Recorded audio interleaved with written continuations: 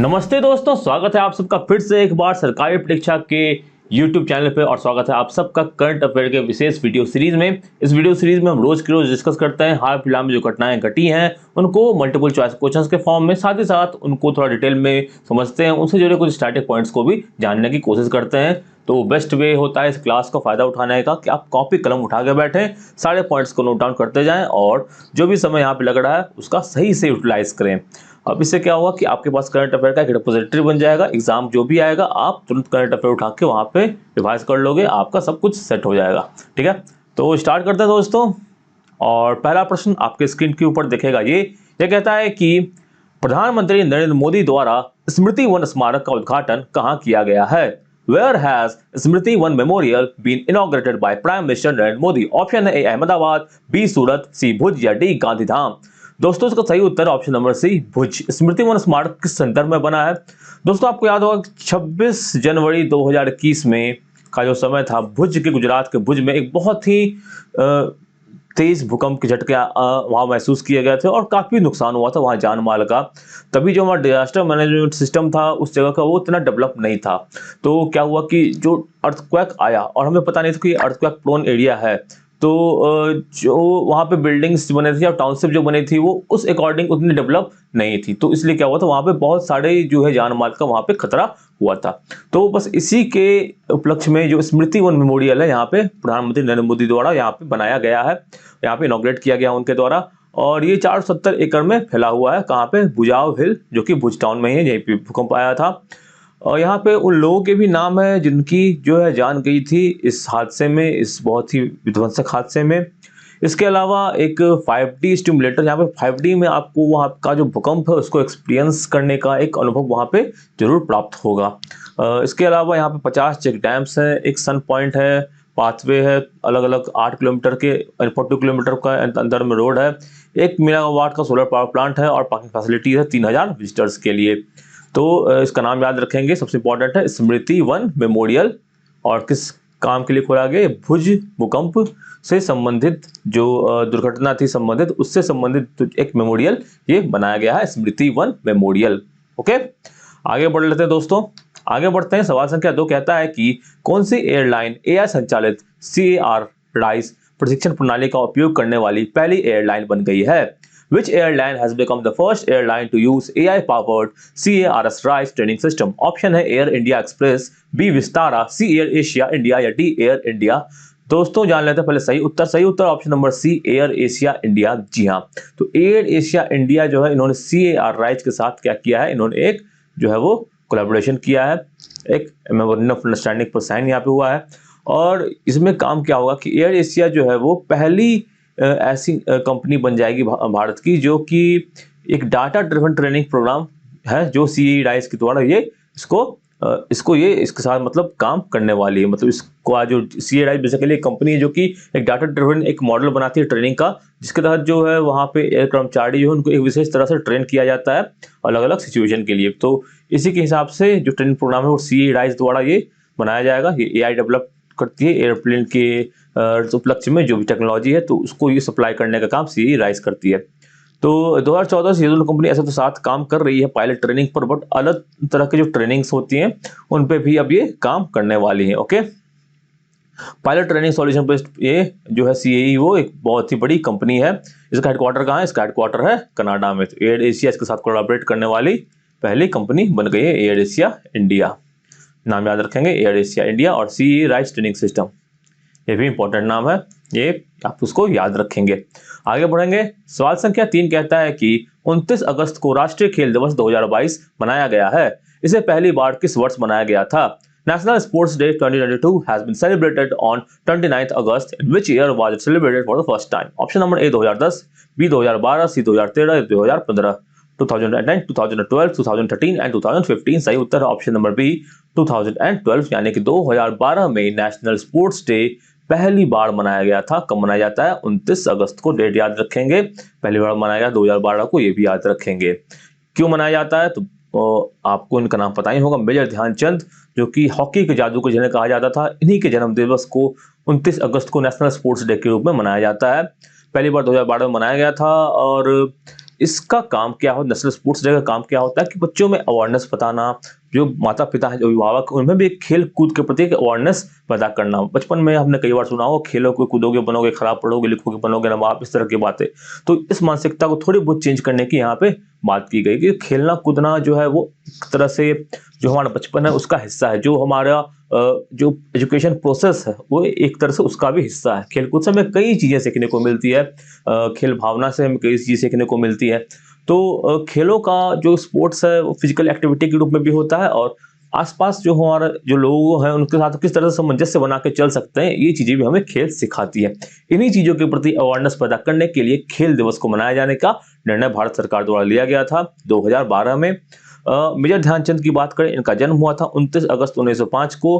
भारत ने जो Bharat British India था, तो उसने जो है 1928, 1932 और 1936 में लगातार हॉकी में ओलंपिक्स में गोल्ड जीता था, और एक बहुत ही उम्दा प्रदर्शन था।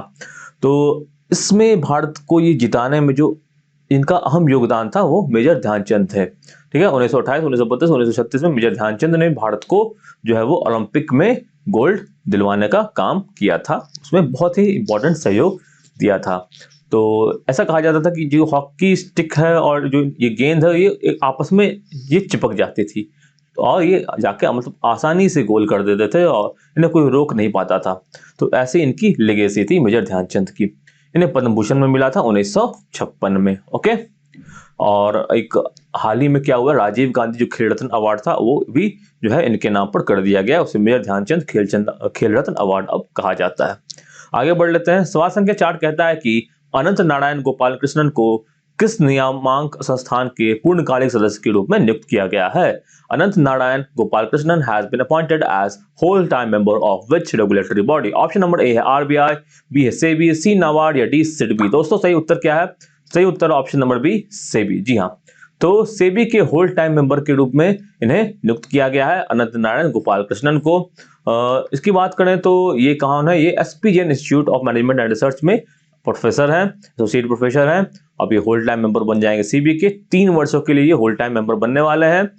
ये 4th होल टाइम मेंबर बनेंगे सीबी के, और ये 4 होल टाइम मेंबर्स होते हैं सीबी में, और जो जगह खाली थी वो अब ये फुलफिल करेंगे। नवंबर 1921 के बाद जो है वो चौथे जो होल टाइम मेंबर्स थे वो नहीं थे, तो अब ये अनंत नारायण गोपाल कृष्णन इस जगह को फुलफिल करेंगे। इंपॉर्टेंट अपॉइंटमेंट है, नाम याद रखेंगे, अनंत नारायण गोपाल कृष्णन। ओके, 24 वर्षों का इनका अनुभव है बैंकिंग फाइनेंस मार्केट में। City bank, district bank, standard chartered bank सबके साथ ये काम कर चुके हैं।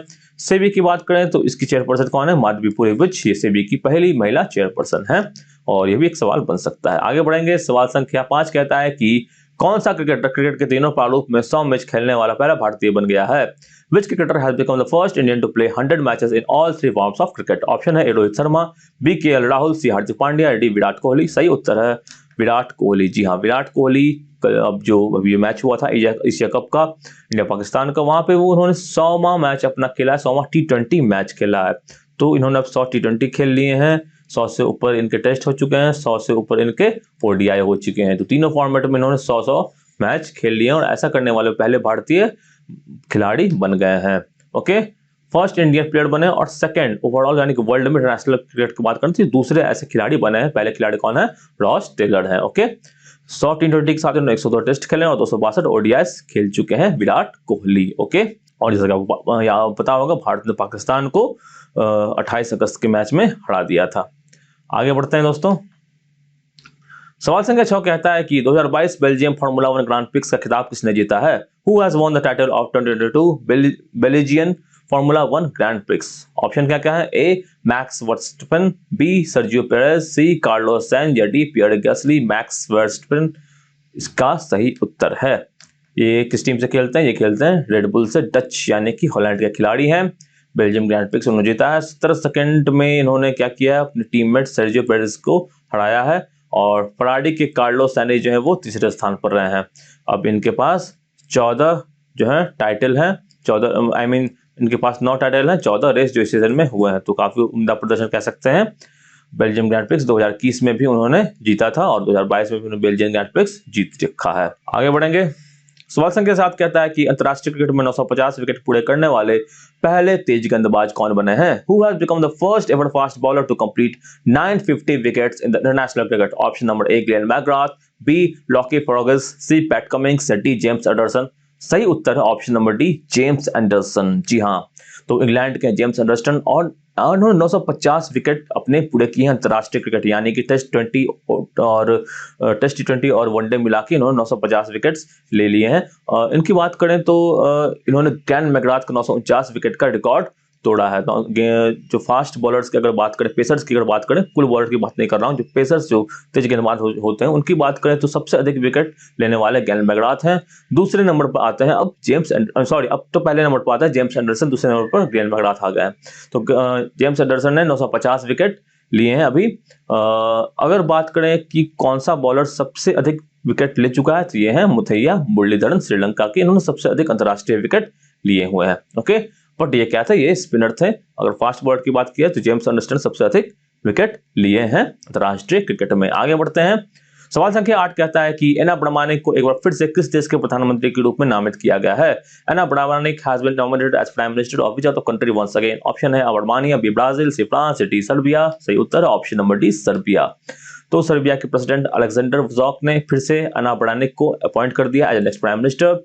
2017 से ये सर्बिया की गवर्नमेंट को चला रही थी और अब क्या है, दोबारा से अब इन्हें ये पोस्ट मिल चुका है। ओके, अप्रैल में इलेक्शन हुए थे और 44% जो है इन्हें वोट प्राप्त हुए थे। सर्बिया कैपिटल कहाँ है? बेलग्रेड। करेंसी इसका क्या? सर्बियन डिनार। ओके, आगे बढ़ लेते हैं। सवाल संख्या 9 कहता है कि 119 साल बाद किस राज्य में दूसरा रेलवे स्टेशन खोला गया है? In which state the second railway station has been opened after 119 years? Option है Nagaland, B Sikkim, C Arunachal Pradesh, D Telangana. सही उत्तर option number A Nagaland. North east में है नागालैंड और यहाँ पे दूसरा जो रेलवे स्टेशन खुला है वो 119 वर्ष के बाद खुला है। तो आप देख सकते हैं कि ये सिचुएशन यहाँ पे रेलवेज के मामले में नॉर्थ ईस्ट में उतनी अच्छी नहीं, उतना अच्छा रेलवे नेटवर्क नॉर्थ ईस्ट में हम अभी तक डेवलप नहीं कर पाए हैं, बट सरकार इसके लिए काम कर रही है। ये कहाँ बना है? सुखनवी नामक जगह बना है। दीमापुर रेलवे स्टेशन जो है वो यहाँ 1903 में इनॉग्रेट हुआ था। और दोनियो पोलो एक्सप्रेस की बात करें तो ये गुवाहाटी से असम ये चलती है, अरुणाचल प्रदेश की ओर जाती है। ट्रेन सर्विस अब क्या है कि सुखनवी तक एक्सटेंड हो गई है। नागालैंड के चीफ मिनिस्टर कौन है? नेफ्यू रियो, इन्होंने इसे पैसेंजर ट्रेन को फ्लैग ऑफ किया है। कहाँ से किया? सुखनवी रेलवे स्टेशन से किया, जो कि नागालैंड के चोमोकतीमा डिस्ट्रिक्ट में पड़ता है। सीएम कौन है? नेफ्यू रियो, नाम याद रखेंगे। तो इंपॉर्टेंट इसमें नाम याद रखने वाली कौन सी बात है कि यहाँ पे सबसे पहले जो रेलवे स्टेशन था वो था दीमापुर रेलवे स्टेशन, 1903 में खुला था। डोनियो पोलो एक्सप्रेस जो ट्रेन है ये इसका नाम है, जो अभी इनॉग्रेट हुआ है। तो और इनॉग्रेट करने वाले थे सीएम जो वहाँ पे कहें नेफ्यू रियो साहब। ओके, तो सरकार के क्या एम लुक ईस्ट पॉलिसी की जो बात की जाती है कि हमें ईस्ट की ओर देखना है, अपने ईस्ट नॉर्थ ईस्टर्न स्टेट्स हैं उनके डेवलपमेंट की ओर काम करना है। तो इसके तहत जो है वो जो नॉर्थ ईस्ट में रेलवे नेटवर्क्स, रोड नेटवर्क्स फैलाने की बात की जा रही है। आगे बढ़ लेते हैं। सवाल संख्या 10 आखिरी प्रश्न आज के दिन का कहता है कि 2022 बैडमिंटन विश्व चैंपियनशिप का खिताब किसने जीता है? Who has won the title of 2022 BWF world championships? Option है A Kunlavut Vitidsarn, B Viktor Axelsen, C Parupalli Kashyap या डी लिन डैन। दोस्तों इसका सही उत्तर है option number B Viktor Axelsen. जी हाँ, तो इन्होंने क्या किया है? इन्होंने सेकंड बैडमिंटन वर्ल्ड टाइटल जीता है। कहाँ पे? थाईलैंड के कुलवत विटिस्ट्रान को हरा के। नाम थोड़े से डिफिकल्ट होते हैं इनके, बट हाँ, थाईलैंड के कुलवत विटिस्ट्रान को हराया इन्होंने 21-5, 21-6 से। फाइनल में कहाँ पे हराया इन्होंने? टोक्यो में हराया। एक्सेलेंसन ने क्या किया था? वर्ल्ड टाइटल गैलेक्सो जो हुआ था 2017, ये भी इन्होंने जीता था। और इसके साथ इस सीजन की बात करें तो ये इसका 6ठा टाइटल है। ओके, जापान की अकीनी यागामुची जो है उन्होंने महिलाओं का जो सिंगल चैंपियनशिप था वहां पे उन्होंने जो है वो खिताब जीता है। ओके, उन्होंने चाइना के चेन यूफी को हराया। 23-12, 10-21, 21, 14 से 21 जो पॉइंट होता है उसका एक सेट होता है बैडमिंटन में। और लगातार 2 सेट आप जीत जाते हो तब भी आप गेम जीत जाओगे। एक सेट बराबर हुआ तब भी जाके वो तीसरा सेट यहाँ पे होता है। तो यहाँ पे जो इनोवेक्टर थे इन्होंने सीधे सेटों में हरा दिया है। और जापान की जो अकीना यागामुची थी ये इन्होंने सीधे सेटों में नहीं हराया, एक सेट जीते, दूसरा सेट जो हार गई, फिर तीसरे सेट में इन्होंने जीत दर्ज की थी। ठीक है, तो दोस्तों इसी के साथ खत्म होता है करंट अफेयर का आज का सेशन। अगर आपको ये वीडियो अच्छा लगा हो तो लाइक करें, इसको शेयर करें दोस्तों के साथ, कमेंट करें आप किस तरह की और वीडियोस, किस तरह के और कंटेंट देखना चाहते हैं। सरकारी परीक्षा को सब्सक्राइब करना और बेल आइकन दबाना बिल्कुल ना भूलें। इससे क्या होगा कि जो भी इंपॉर्टेंट एग्जाम रिलेटेड नोटिफिकेशन आएगी या जो भी नई वीडियो आएगी सरकारी परीक्षा पे, वो आपको तुरंत देखने को प्राप्त हो जाएगी। तो जल्दी से जाकर सब्सक्राइब करते हैं and have a nice day. खुश रहें, स्वस्थ रहें, सुरक्षित रहें, अपनी तैयारी जोर शोर से करते रहें and have a nice day. जय हिंद।